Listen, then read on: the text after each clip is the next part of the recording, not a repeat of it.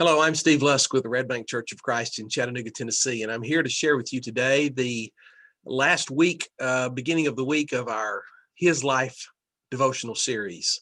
All this year, we've been looking at the life of Jesus in order to try to understand and emulate his life as much as possible. Because as followers of Jesus, as disciples of Christ, we want to have our life be just as much like his life as possible. Our last week's study for this year is entitled "With Jesus Forever," and it's all about the hope of eternal life. And today our text is taken from John chapter 14, verses 1 through 3. These are the words of Jesus himself. The setting is very near the end of his life, perhaps even the night before he was betrayed, or the night on which he was betrayed.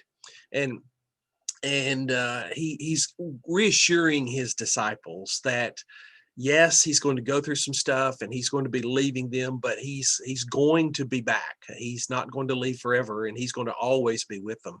And he promises them that there'll be a place where they can be with him forever. Here's what he says, very familiar words to many of us. "Let not your hearts be troubled. Believe in God, believe also in me.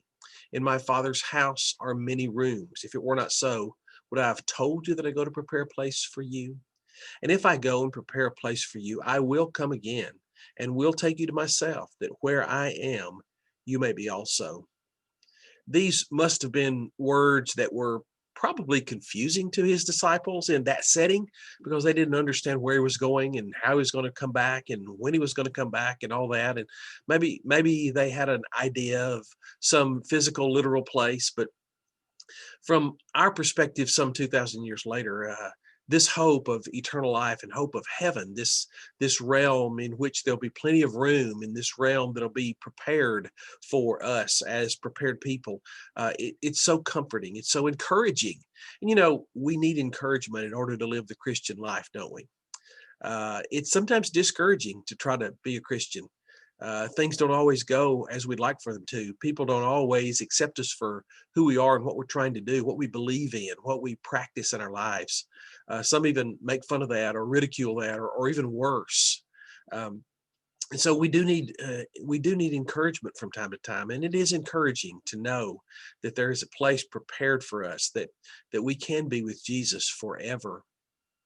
you know we're kind of in that lull between Christmas and New Year's, the joy and the warm feelings of Christmas, the excitement and the energy of a brand new year, when resolutions are made and we kind of get a fresh start. We tear off the last page of the calendar, we open up a new one, and we're kind of in that lull between. And so maybe it is easy to get discouraged, to get down a little bit, and to be depressed even.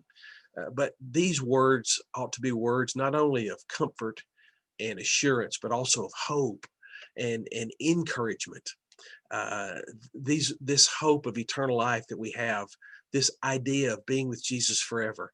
And wouldn't you just love to be with Jesus for one day? Imagine we're going to be with Jesus forever if we continue to be faithful to him. And that ought to be an encouraging and noble thought to all of you. So as we begin this last week of the year and this last week of our devotional thoughts from his life, we just encourage you to remember that Jesus has promised us that there is a forever with him. There is a time, a place, something that's being prepared so that we can be with him forever.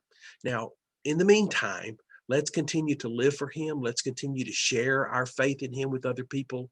Let's continue to listen to him, to do life with him, to live our lives like his life. And that's our prayer for you. As always, if there's anything we can do for you at the Red Bank Church of Christ, please give us a call here at the church building. Let us hear from you via our website or our email addresses.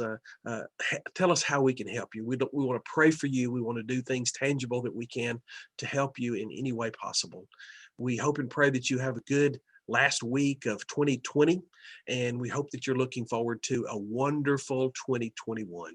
God bless. Thank you for watching today, and we hope that your life is more and more like his life.